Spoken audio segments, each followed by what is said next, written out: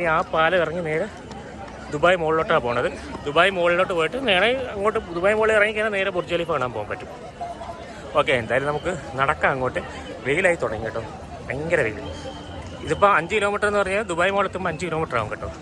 അങ്ങോട്ട് കുറേ പേര് ഇങ്ങനെ പോകുന്നുണ്ട് കേട്ടോ.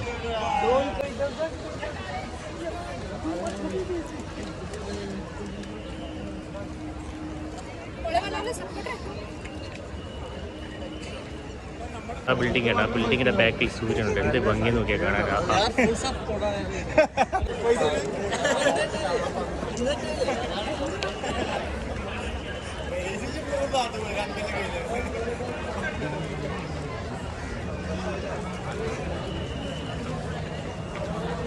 വെച്ചിട്ടുണ്ട് 5 കിലോമീറ്റർ ഇവിടെ എഴുതി വെച്ചിട്ടുണ്ട്.